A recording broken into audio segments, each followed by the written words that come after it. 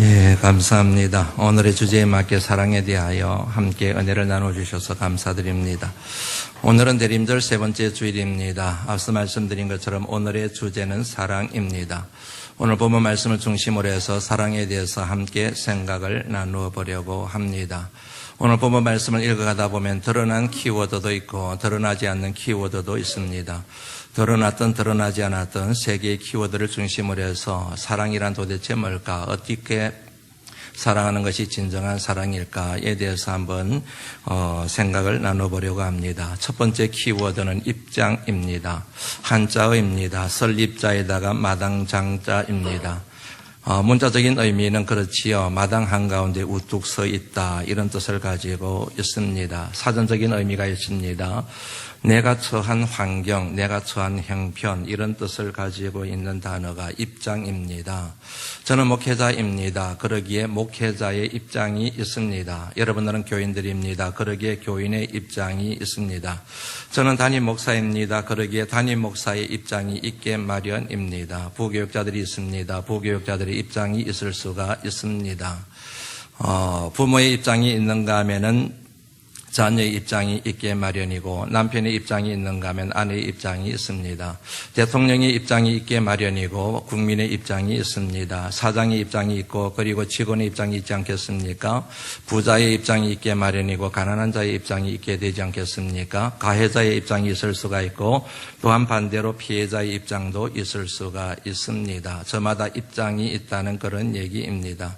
이 같은 입장에서 현상을 보는 것을 일러서 관점이라고 그렇게 얘기를 합니다. 어떤 입장에 서서 사물을 보고 현상을 볼 때 그 사람의 관점이라 그렇게 얘기를 합니다. 따라서 입장이 동일하면 관점도 같을 수밖에 없습니다. 입장이 동일하면 언제나 관점은 똑같을 수밖에 없지요. 그러나 반대로 관점이 똑같다고 해서 입장이 항상 동일한 것은 아닙니다. 시간이 없어 이 부분은 풀어내지를 못하는 것 양해해 주시기를 바랍니다. 중요한 것은 동일한 입장에 서 있으면 동일한 관점을 취할 가능성이 높아지게 된다는 얘기이지요. 그런데 입장이 바뀝니다. 그러면 관점도 달라지게 되어져 있습니다. 쉬운 예를 한번 들어볼까요? 저는 이 자리에 서 있지요. 이 자리에 서 있습니다. 입장이지요. 제 자리가 여기인 거지요. 그리고 여러분들은 회중석에 앉아 계십니다. 그 자리가 여러분의 입장이 될 수가 있지요. 서 있는 자리, 앉아 있는 자리이지 않습니까? 그러니까 제가 보는 것과 여러분들이 보는 것이 다를 수가 있지요. 다를 수밖에 없죠. 저는 여기서 여러분들을 보고 있고 여러분들은 저를 보고 있는데 어떻게 관점이 보는 것이 똑같을 수가 있겠습니까? 그런데 입장을 같이 합니다. 여러분들이 다 이 자리에 올라와서 봅니다. 그러면 동일한 것을 볼 수가 있게 되지요. 관점이 일치한다. 그렇게 얘기를 할 수가 있습니다. 그 반대를 생각할 수도 있죠. 제가 내려가는 것이지요. 그러면 여러분들과 같은 입장에 서게 되지요. 그러면 똑같은 것을 볼 수가 있게 됩니다. 같은 관점을 가지고 있다. 그렇게 어려운 말로 표현할 수가 있게 되지요. 입장이 서로 다릅니다. 입장이 같지를 않습니다. 그런데 저마다 입장을 고집부립니다. 입장을 양보하지 않습니다. 그러면 다툼이 일어나게 됩니다. 분쟁이 일어나게 됩니다. 싸우게 됩니다. 화목할 수가 없습니다. 그런데 서로 다른 입장이 하나가 됩니다. 똑같은 입장을 취하게 됩니다. 동일한 입장을 갖게 됩니다. 그러면 하나가 될 수 있습니다. 일치할 수가 있습니다. 화목할 수가 있습니다. 이해가 되시리라 생각을 합니다. 이처럼 입장이 하나 되는 게 굉장히 중요한데 입장이 하나 되기 위한 전제 조건이 있습니다. 그것은 자기 희생입니다. 자기 헌신입니다. 다시 말씀드리면 자기 입장을 내려놓는 것입니다. 자기 입장을 양보하는 것입니다. 자기 입장을 물리는 것입니다. 그리고 상대방의 입장에 서게 되는 것이지요. 상대방의 입장에서 생각합니다. 상대방의 입장에서 판단합니다. 상대방의 입장에서 결정하게 됩니다. 이것을 어려운 말로 뭐라고 얘기하느냐 하면 입장의 동일함. 입장이 동일하다고 그래서 입장의 동일함이라고 그렇게 표현을 하게 됩니다. 앞서 말씀드린 것처럼 입장이 하나 되기 위한 전제 조건이 희생, 자기 헌신이라고 생각했기 때문에 이 같은 입장의 동일함은 언제나 희생을 전제한다고 봤을 때 이 같은 여러분 조건을 생각하면 입장의 동일함은 사랑을 표현하는 또 다른 하나의 행식이라는 사실을 알 수가 있습니다. 왜냐하면 사랑이라는 게 나를 희생시켜 남을 살려 살리는 정신이지 않습니까? 그런 면에서 사랑이라는 개념과 그리고 입장의 동일함은 같은 맥락에서 이해를 할 수가 있게 되는 것이지요. 이 같은 사실을 잘 설명한 분이 바로 신영국 교수입니다. 그분의 글을 여러분들에게 몇 번 소개해드렸는데 그분이 이런 말을 했어요. 머리 좋은 것이 마음 좋은 것만 못하고, 한번 가만히 생각해 보시면 이해가 되실 겁니다. 머리 좋은 것이 마음 좋은 것만 못하고, 마음 좋은 것이 손 좋은 것만 못하고, 손 좋은 것이 발 좋은 것만 못한 법입니다. 이해가 되시죠? 아무리 머리가 좋아도 마음이 따뜻하지를 못해요. 마음이 좋지를 못합니다. 그러면 머리 좋은 것이 아무짝에도 쓸모없다는 얘기이지요. 아무리 마음이 따뜻하고 마음이 베풀고 싶은 마음이 넘쳐도 손이 움직이지를 않으면은, 손길이 미치지 않으면은 그 마음에 있는 따뜻함도 무용지물이다. 그렇게 정리를 할 수가 있겠지요. 아무리 손으로 나누어 주고 싶어도, 베풀고 싶어도, 뭔가를 넘겨주고 싶어도 발길이 미쳐야 되는데, 필요한 사람에게 찾아가야 되는데, 그러지 못하면은 손길도 아무런 의미가 없다. 그러므로 가장 중요한 것은 가는 것이다. 찾아가는 것이다. 발길 닿는 것이다. 그렇게 정리가 된 내용이지요. 이어서 이런 내용을 했습니다. 관찰보다는 애정보다는 실천적 연대가, 실천적 연대보다는 입장의 동일함이 더욱 중요합니다. 그리고 결론은 이렇게 글을 맺습니다. 입장의 동일함, 그것은 관계의 최고의 형태입니다. 사람이 관계를 맺어갈 때에 이 사람과 저 사람, 입장이 다른 사람들이 좋은 관계를 유지하고 좋은 관계를 맺어갈 때 정말 중요한 게 있는데, 그게 뭐라고요? 입장의 동일함을 갖는 것이라. 그렇게 정리를 할 수가 있지요. 아무리 여러분 실천을 해도, 그리고 아무리 애정을 가지고 그 사람을 살펴보더라도, 뭔가를 섬기고 나누어 주더라도, 그런데 입장의 동일함, 다시 말씀드리면 그 사람의 아픔을 내 아픔으로, 그 사람의 고통을 내 고통으로, 그 사람의 슬픔을 내 슬픔으로 느끼지 못하는 한, 그 같은 배움은, 그 같은 실천은 있는 자의, 없는 자에 대한 자기 과시, 자기 자랑에 지나지를 않는다는 얘기이지요. 그 같은 실천이 진정성이 묻어나는, 그런 도움을 받는 사람에게 진짜로 내가 사랑을 받고 있구나, 위로와 힘이 될 수 있는 조건이 뭐냐면 입장의 동일함.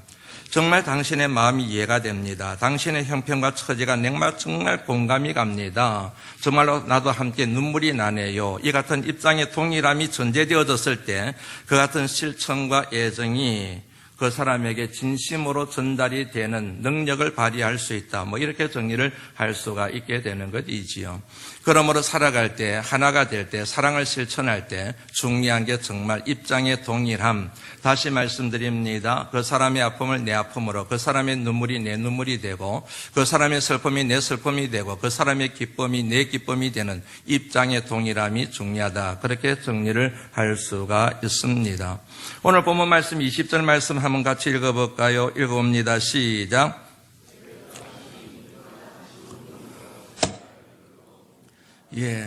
예수님께서 집으로 돌아가셨습니다. 그러자 수많은 사람들이 예수님을 따라 들어가게 되지요. 그런데 본문 말씀에 보면 재밌는 표현이 옵니다. 식사할 겨를도 없는지라 하는 말씀이 언급이 되어져 있습니다. 식사할 겨를도 없었다. 왜 그랬을까요? 이 같은 질문에 대하여 답을 내릴 수 있는 말씀들이 복음서에 숱하게 널려 있지요. 그 가운데서도 예수님께서 공생애를 시작하시면서 어떤 형편이었는지를 보여주는 마태복음 4장 23절 말씀부터 25절까지의 말씀을 보면은 알 수가 있을 것 같습니다. 마태복음 4장 23절 말씀을 제가 읽고 여러분들이 24절을 읽으시고 25절 말씀은 함께 읽겠습니다. 예수께서 온 갈릴리에 두루 다니사 그들의 회당에서 가르치시며 천국 복음을 전파하시며 백성 중에 모든 병과 모든 약한 것을 고치시니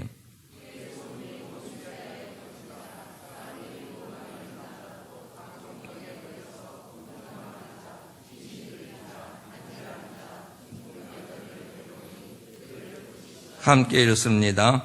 갈릴리와 데가볼리와 예루살렘과 유대와 요단강 건너편에서 수많은 무리가 누구를 따랐을까요? 예수님. 수많은 무리가 전국 방방 곳곳에서 예수님을 따르기 위하여 사람들이 구름대같이 벌떼같이 몰려들었다 하는 것이지요.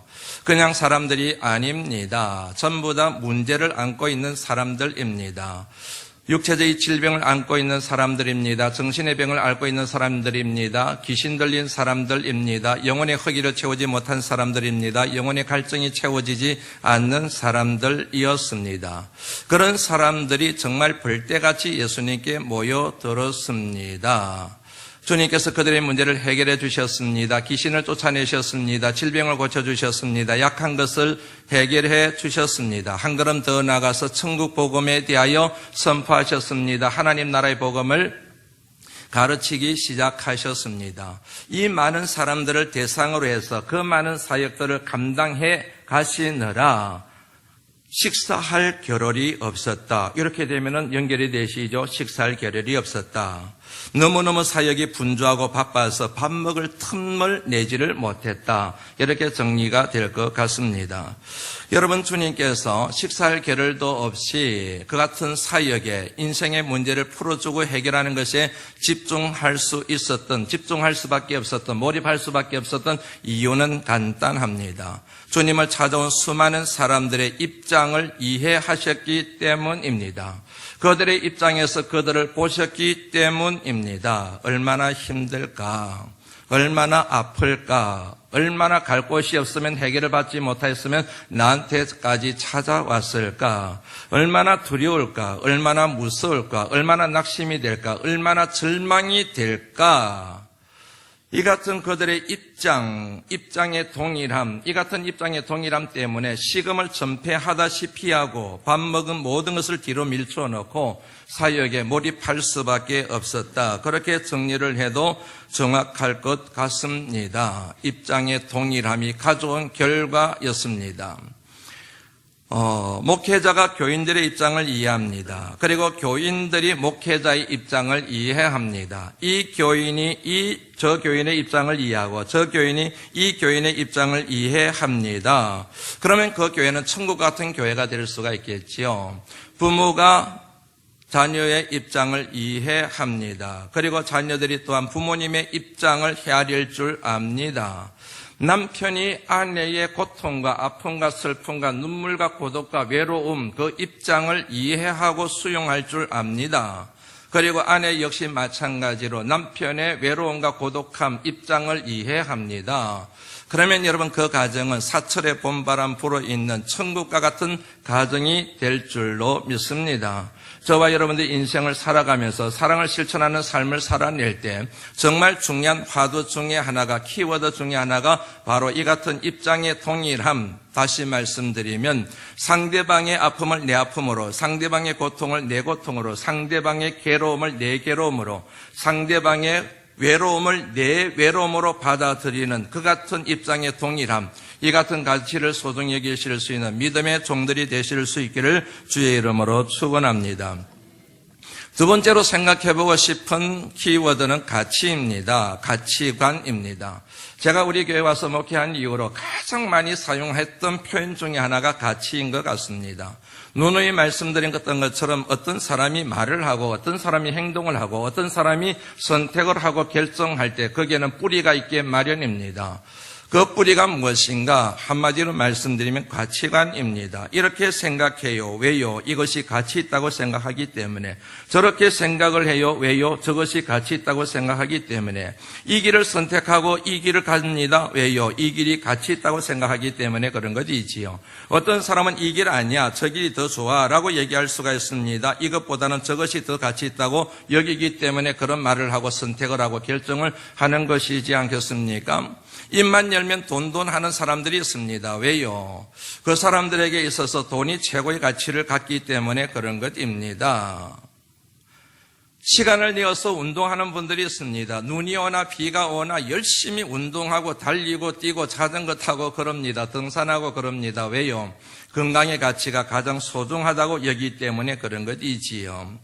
가능하면 집에 일찍 돌아옵니다. 아내의 일손을 거들어 줍니다. 자녀들과 함께 놀아줍니다. 온 식구들이 둘러앉아서 밥 한 끼 먹는 것을 소중히 여길 줄 압니다. 왜냐하면 식구됨, 가정의 행복의 가치를 가장 소중히 여기기 때문에 그 같은 선택과 결정을 할 수가 있게 되는 것이지요. 입장도 마찬가지입니다. 내 입장이 있습니다. 내 입장은 내 주장입니다. 내 생각입니다. 내 판단입니다. 내 결정입니다. 내가 선택할 수 있는 근거가 되는 것입니다. 그 같은 입장에 뿌리가 있는데 그게 뭐라고요? 바로 가치관이라는 얘기지요. 가치 입장이라는 말이 있습니다. 교육학에서 많이 사용되는 표현입니다. value stance라는 그런 영어 단어를 쓰고 있습니다. 가치 입장. 한마디로 말씀드리면 내 입장에서 내리는 가치 판단을 얘기합니다. 내 입장에서 내리는 가치 판단, 그것을 일러서 가치 입장이라고 얘기를 해요. 그러기 때문에 어떤 입장을 취하느냐에 따라서 가치가 달라지는 거예요. 가치 판단이 달라지는 것입니다. 어떤 입장에 서 있느냐, 어떤 입장을 취하느냐, 어떤 입장을 내가 선택하느냐에 따라서 가치 판단이 달라진다는 말, 어려운 것 같은데 조금만 생각해 보면 쉽게 알 수가 있지요. 병원에 입원해 있는 사람의 입장에서 가장 가치 있는 게 뭘까요? 건강이에요. 병문안 오는 사람들에게마다 얘기하는 거예요. 다 돈 쓸 데 없어, 지식 쓸 데 없어, 이것저것 다 쓸 데 없어, 건강이 최고야. 왜요? 병원에 입원해 있는 사람의 입장에서는 건강만큼 소중한 게 없다는 사실을 뼈저리게 느꼈기 때문에 그런 거이지 않겠습니까? 돈 한 푼이 없어가지고 힘들어요. 그런 사람들의 입장에서 최고의 가치는 뭐를 가질까요? 돈이에요. 돈이 있어야 되는구나. 돈 없으면 사람 구실을 못하는구나. 그러면서 돈 얘기하게 되는 것이거든요. 그러니까 보편적인 가치가 존재하기가 힘든 거예요. 어떤 사람은 이게 가치 있다고 얘기하고 어떤 사람은 저게 가치가 있다고 얘기하는 것이죠. 입장에 따라서. 자기가 서 있는 삶의 자리에 따라서 가치 판단이 달라지는 것이지요. 한 번 더 예를 들어볼까요? 우리 바람반석교회가 이 방충리 동산에 있습니다. 저는 이 위치가 참 좋습니다. 불편한 게 많습니다. 그 불편한 것 때문에 양쪽으로 성장하는데 한계가 있는 게 분명합니다. 동선이 복잡합니다. 입구 찾기가 쉽지 않습니다. 외길입니다. 교회가 여러분 수적으로 부흥하는데 분명히 한계가 있는 그런 조건이지요. 그럼에도 불구하고 저는 우리 교회가 좋습니다. 그리고 개발이 안 됐으면 좋겠어요. 왜냐하면 숫자가 다는 아니잖아요. 지금 필요한 교회는 하나님이 사용하시고자 하는 교회는 숫자가 많이 모이는 교회가 아니고 예수의 정신과 을을 똘똘 뭉쳐있는 건강한 교회를 하나님이 찾고 있는 시대임을 제가 알기 때문에 그렇습니다. 그래서 우리 바람반석교회를 목회하고 있는 담임 목사인 고병호 목사의 입장에서는 개발이 안 됐으면 좋겠다 하는 생각이 드는 것이지요. 그런데 제 입장과는 다른 입장에 있는 사람들이 이 근방에 있어요. 누구일까요? 땅 주인들이에요. 땅 주인들의 입장에서는 빨리 개발되는 거예요. 빨리 그래가지고 부동산 값이 올라가는 거죠. 그리고 이문을 챙겨서 이거를 정리하는 것이거든요. 방충리 동산이라고 하는 환경은 동일하지만은 저의 입장과 그리고 땅 주인의 입장이 다르잖아요. 입장에 따라서 가치가 달라지게 되고 판단이 달라지게 되는 것, 이것을 일러서 가치 입장이라고 그렇게 설명을 할 수가 있습니다.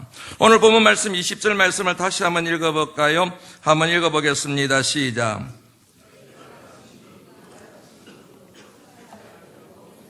이 말씀에는 여러분 두 가지 가치가 숨어 있습니다. 하나는 뭐냐면 밥을 먹는 거예요.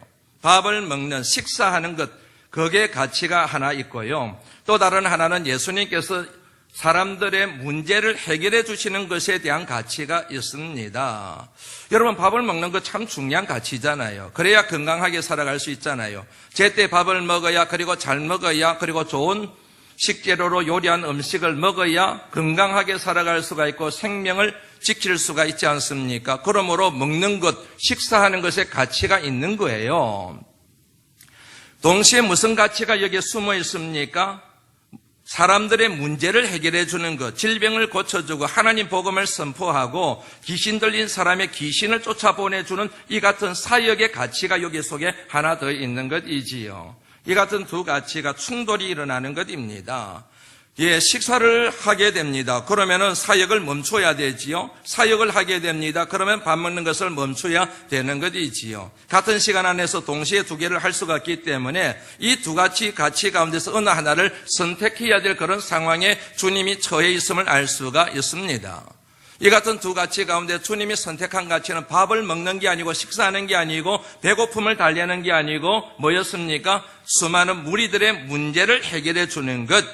거기에다 주님이 가치를 주시고 선택을 하셨다는 사실을 보여주는 내용이 주님이 집에 들어가시니까 수많은 사람들이 따르게 되고 주님은 식사할 겨를이 없었더라. 이 말씀 속에 담겨져 있는 의미, 메시지 가운데 하나라는 얘기이지요. 이 땅에 주님이 오신 목적만 생각하면은 이 같은 가치를 선택할 수밖에 없음을 정확하게 알 수가 있지요. 주님이 이 땅에 뭐 밥 드시러 오신 건 아니잖아요. 식사하러 오신 것은 아니잖아요. 식사하기 위해서 하늘 영광 고자버리고 이 땅에 오신 것은 아니잖아요. 먹는 것이 아무것도 아닌 것은 아니지만 그것이 궁극적인 목적이 될 수 있는 것은 아니지 않습니까? 주님이 이 땅에 오신 목적은 구원하시기 위하여, 생명을 주시기 위하여, 죄로 말미암아 영원히 죽을 수밖에 없는 인생들을 살리기 위하여 주님이 이 땅에 오신 것이지 않습니까? 그러므로 주님은 당연히 식사보다는, 식사도 가치가 있지만, 밥 먹는 것도 가치가 있지만 그 가치보다는 사람들의 문제를 해결하는 것, 질병을 고쳐주는 것, 귀신을 쫓아내는 것, 이것을 더 가치 있게 여기고 그것을 선택할 수밖에 없었다는 얘기입니다. 이 같은 주님의 오심으로 인하여 저와 여러분들의 죄의 문제가 풀어지고 영생을 얻게 된 줄로 믿습니다. 자신의 입장에서만 가치 판단을 할 경우에 그 사람의 인생은 욕심과 욕망으로 점철될 수밖에 없습니다. 항상 무엇을 하든지 자신의 입장, 다른 사람의 입장은 생각하지 않고 자신의 입장에서만 생각하고 판단하고 결정하고 선택하고 갈 때 그 종착역에서 만나는 것은 언제나 욕망이라고 하는 것입니다. 그런데 내 입장을 버려요. 내 생각과 내 주장을 포기합니다. 대신 하나님의 입장에 서서 하나님의 뜻을 이루게 됩니다. 하나님의 입장에서 가치 판단을 하게 됩니다. 그것을 일러서 우리는 어려운 말로 믿음이라 얘기할 수가 있습니다. 믿음이란 뭐냐? 하나님 믿습니다, 믿습니다. 말로 얘기하는 차원이 아니라 하나님의 입장에서 하나님의 뜻에 따라 생각하고 판단하고 결정하는 것이 믿음이라, 그렇게 정리를 할 수 있다는 얘기지요. 여러분, 사랑도 마찬가지입니다. 하나님의 뜻에 따라 상대방의 입장에서 생각하고 상대방의 필요를 채워주는 것, 그게 바로 뭐라고요? 사랑이라, 그렇게 정리를 할 수가 있겠지요. 오늘 본문의 말씀을 읽어가다 보면은 재미있는 내용을 하나 발견할 수가 있습니다. 그게 뭐냐면 예수님이 미쳤다는 소문이 난 거예요. 예수님이 미쳤다, 예수가 미쳤다, 그런 소문이 나 있습니다. 20절 말씀, 21절 말씀 같이 한번 읽어볼까요? 읽어봅니다. 시작.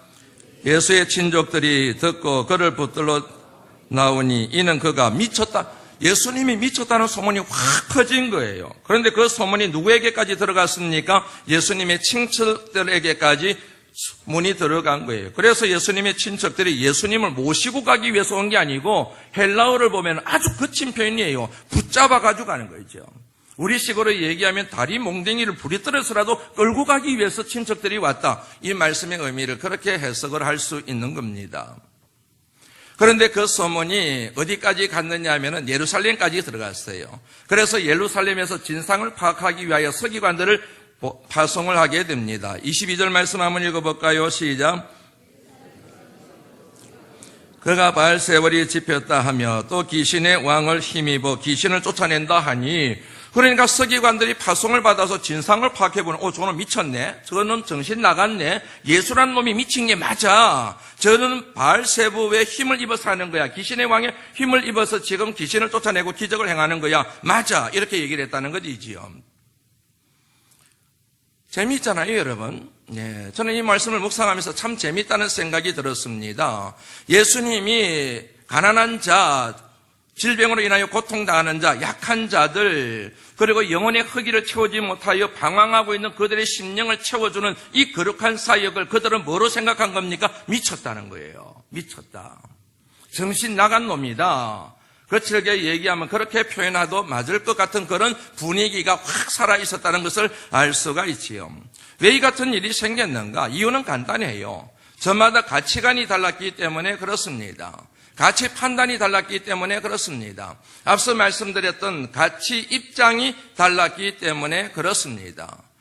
예수님이 미쳤다고 소문을 낸 사람들의 입장에서 볼 때는, 아니 그 능력을 가지고 자기 배를 채우는 게 세상 일반사인데 그걸 가지고 뭐냐면은 무료로 치료를 하고 있고 말씀을 전하고 있고 심지어는 식음을 전폐하면서까지 그 짓을 하고 있으니 저게 미친 거지 뭐 이렇게 노는 것이지요. 예수님의 뭐냐면 친척들의 입장도 마찬가지입니다. 예수님이 그 능력을 가지고 집안을 이렇게 세워야 되는데 오히려 뭐냐면 집안에 먹칠을 하고 있다는 거예요.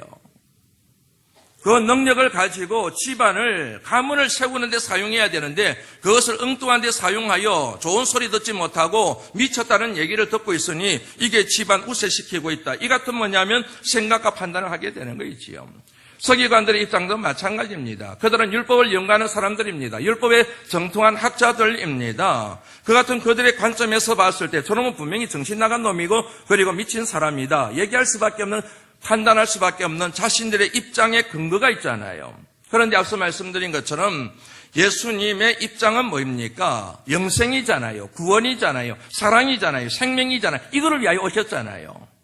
그러므로 예수님의 입장과 이 사람들의 입장은 충돌할 수밖에 없는 것이고 결국 뭐냐면 이 같은 예수님의 가치 판단을 이해할 수 없는 사람들의 입장에서는 미쳤다고 손가락질할 수밖에 없다는 사실을 저와 여러분들이 정리를 할 수가 있게 되죠. 생각해보고 싶은 말씀의 요지는 뭐냐면 저와 여러분들이 갖고 있는 어떤 입장, 거기 생각일 수도 있고 주장일 수도 있고 있는데 그런 뭐냐면 입장의 뿌리는 가치관이라는 것입니다. 그 가치관이 건강하면 건강한 입장을 취하게 되고 그 가치관이 잘못되어 있으면 건강하지 못하면 건강하지 못한 입장을 취할 수밖에 없다는 얘기지요. 그러므로 저와 여러분들의 인생을 살아갈 때 항상 건강한 가치관, 내가 어떤 생각을 하고 말을 하고 행동을 하고 선택을 하고 결정할 때 그것을 움직이는 동력, 원인이 되는 가치관이 얼마만큼 건강한가, 얼마만큼 신앙적인가, 하나님 말씀에 부합하는가에 대하여 날마다 점검해보고 진단해보는 지혜가 필요한 줄로 믿습니다. 내가 사랑하지 못하고 다른 사람의 입장에 동일함에 그 같은 사랑의 실천을 보이는데 실패한 이유는 내 가치관이 내 입장만 생각하는 가치관이 되어 있을 가능성이 높다는 얘기이지요. 세 번째 키워드는 성령입니다. 하나님의 입장에서 하나님의 뜻을 생각하고 하나님의 뜻에 따라 다른 사람의 입장에서 다른 사람을 헤아리고 그리고 다른 사람의 필요를 채워주는 게 쉬울까요? 어려울까요? 대답해 보세요. 다시 얘기해 볼까요? 하나님의 입장에서 하나님의 뜻을 생각하고 하나님의 뜻에 따라 다른 사람, 상대방의 입장, 남편의 입장, 아내의 입장, 부모의 입장, 목회자의 입장, 교인의 입장, 다른 사람의 입장에서 그 사람들을 이해하고 그 사람들의 필요를 채워주는 게 쉬울까요? 어려울까요? 어렵지요. 그냥 어려울까요? 많이 어려울까요? 많이 어렵지요. 거의 불가능에 가까워요. 왜냐하면 저와 여러분들에게는 하나님만큼 높아지려고 하는 원죄의 속성이 있기 때문에 다른 사람의 입장보다는 내 입장을 가장 소중히 여기는 그 같은 셀프-센트릭, 자기 중심적인 그 같은 경향성이 강하기 때문에 그런 뭐냐면 가능성은 희박할 수밖에 없는 겁니다. 그런데 가능한 길이 있습니다. 한마디로 말씀드리면 성령의 사람이 되는 겁니다. 성령을 받는 것입니다. 성령 충만한 사람이 되는 것입니다. 전에도 말씀드린 것처럼 성령 충만함에 대한 설명을 한 적이 있지요. 성령 충만은 쉽게 말씀드리면 성령 하나님께서 내 마음을 다스리는 거예요. 뭘 다스린다고요? 내 마음을 다스리는 거예요. 내 마음을 다스리고 내 마음을 통치하고 내 마음을 지배하는 것, 그것을 성령 충만이라고 얘기할 수가 있습니다. 여기서 중요한 단어가 여러분 마음이에요. 헬라인들은 생각과 판단과 결정이 머리에서 된다고 생각하는 사람들이에요. 그런데 유대인들은 헤브라이즘에서는 생각과 판단과 결정이 머리에서 되는 게 아니라 어디에서 된다고요? 마음에서 된다고 생각해요. 생각과 판단과 결정의 진원지인 그 마음을 누가 다스린다고요? 성령 하나님이 다스리는 거예요. 통치하는 거지요.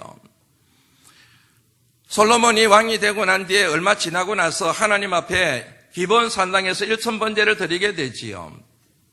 그날 밤에 하나님이 나타나셔서 솔로몬에게 얘기합니다. 내가 내게 무엇을 줄고 너는 구하라. 그랬을 때 솔로몬이 뭘 구했습니까? 지혜요? 아니요. 솔로몬이 구한 것은 지혜가 아닙니다. 솔로몬이 구한 것은 성경의 말씀대로 그대로 얘기하면 열왕기상 3장 9절 말씀 한번 띄워보시죠. 거기에 보면 듣는 마음을 주십시오 그래요. 하나님 제게 지혜를 주십시오 한 게 아니고 하나님 제게 듣는 마음을 주십시오 그럽니다. 듣는 마음, 뭘 들어요? 하나님의 음성을 듣는 마음, 하나님의 소리를 들을 수 있는 마음, 하나님의 뜻을 들을 수 있는 마음, 하나님의 소리를 들을 수 있는 마음을 하나님 제게 주십시오. 요거를 하나님이 뭐라고 얘기하는지 아시죠? 지혜다. 요게 바로 지혜인 거야. 머리가 뛰어난 게 지혜가 아니고 하나님의 소리를 들을 수 있는 요게 지혜란다. 열왕기상 3장 10절 말씀에서 하나님이 분별할 수 있는 지혜를 네가 구하는구나. 그렇게 하나님이 그거를 지혜라고 규정을 하신 거예요. 하나님의 소리를 듣습니다. 하나님의 음성을 듣습니다. 그러면 하나님의 뜻을 분별할 수가 있습니다. 그것은 하나님의 입장에 서게 된다는 것을 의미합니다. 하나님의 뜻대로 살아가게 되는 거이지요. 여러분, 지혜의 영을 성령이라고 얘기합니다. 성령을 지혜의 영이라고 얘기하기도 합니다. 성령의 지혜의 영이신 성령 하나님께서 우리의 마음을 다스리고 통치하고 지배하게 됩니다. 그러면 우리는 언제나 하나님의 입장에 서게 돼요. 사람의 입장을 포기하게 되고 세상의 입장을 포기하게 되고 오직 하나님의 입장에 서서 하나님의 뜻을 이루는 성령의 사람이 될 수가 있습니다. 빌립보서 2장 1절 말씀부터 4절까지 말씀 한번 읽어볼까요? 한번 읽어봅니다. 시작.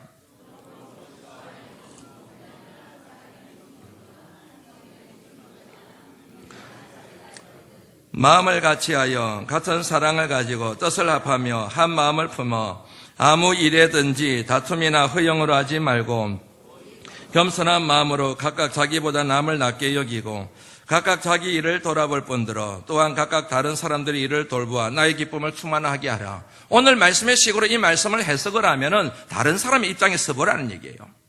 다른 사람의 입장에서 생각하고 판단하고 결정해보라는 겁니다. 네 입장에서만 생각하지 말고.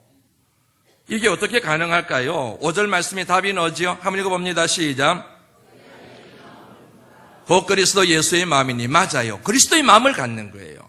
우리 속에 있는 우리 자아를 깨뜨려버리고 우리 속에 하나님의 마음을 갖는 것이지요.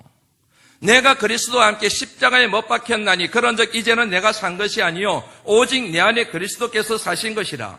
이제 내가 육체 가운데 사는 것은 나를 사랑하사 나를 위하여 자기 몸을 버리신 하나님의 아들을 믿는 믿음 안에서 사는 것이라. 하나님의 마음을 내가 갖는 것이지요.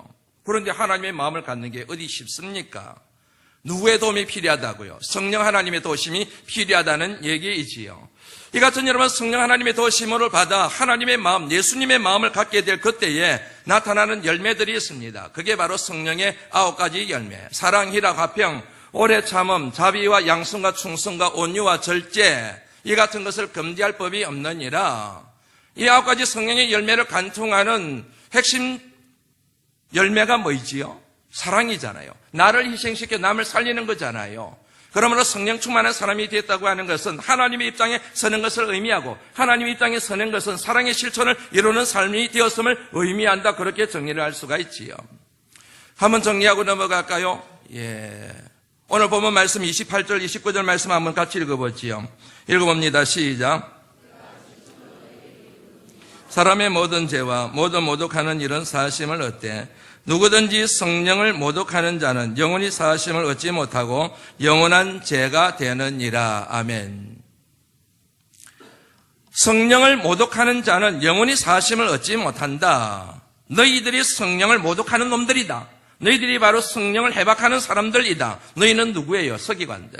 좀 더 확장시키면 예수님의 친족들. 좀 더 확장을 시키게 되면 예수를 향하여 식음을 전폐하다시피 식사할 계럴도 없이 수많은 무리들의 인생의 문제를 풀어주는 주님을 향하여 손가락질하면서 미쳤다 미쳤다 미쳤다 정신 나간 놈이다 그렇게 말하는 사람들, 너희들이 바로 성령을 해방하고 성령을 모독하는도다 그랬어요.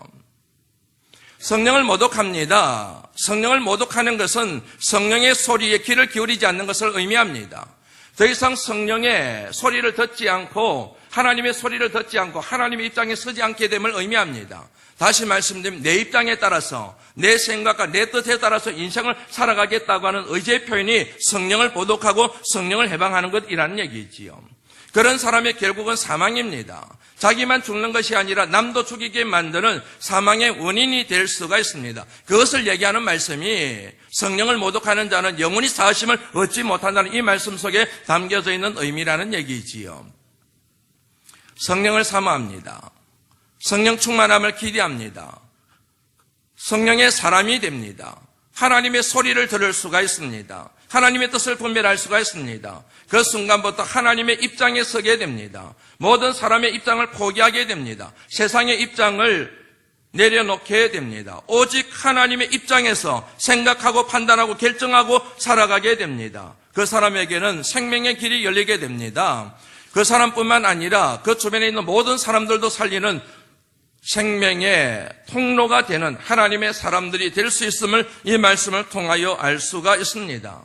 그런 하나님의 자녀들이 되실 수 있기를 주의 이름으로 축원합니다. 나도 살고 남도 살리는 그런 사랑의 사도들이 되실 수 있기를 이 땅에 사랑의 빛으로 오신 주님의 이름으로 축원합니다. 어떤 목사님의 글을 간증을 읽는 중이었습니다. 페이스북을 보면서 읽었어요. 그런데 그 목사님이 어머니에 대하여 이런 간증을 하시더라고요. 그 내용이 뭐냐면은 우리 어머님은 전도와 기도에 인생을 거셨던 분입니다. 그런 표현이 나오더라고요. 대단한 어머니시구나 하는 생각이 들었습니다. 그런데 삐딱한 마음이 들었어요. 그런 표현은 굉장히 많이 들었거든요. 저도 많이 사용하기도 했고, 인생을 걸어요. 어디에다가요? 기도에다가. 자식을 위한 기도, 내 몸 잘 되는 그 기도, 부자가 되는 기도, 거기에는 여러분 인생을 얼마든지 걸 수가 있습니다. 전도하는 것 인생을 걸 수가 있고 생명을 걸 수가 있지요. 그런 표현은 여러분 많이 씁니다. 많은 간증을 통해서 들을 수가 있습니다. 그런데 이 말씀을 묵상하면서 정말 우리가 인생을 걸어야 되고 생명을 걸어야 되고 혼을 불어넣어야 될 게 바로 사랑이지 않을까? 사랑이 되기 위해서는 그 사랑이 하나님 앞에 연락되는 진정한 사랑이 되기 위해서는 사랑하는 사람이 그 자신의 인생을 걸지 않으면 진정한 사랑이 될 수 없음을 주님이 본으로 보여셨기 때문에 그렇습니다.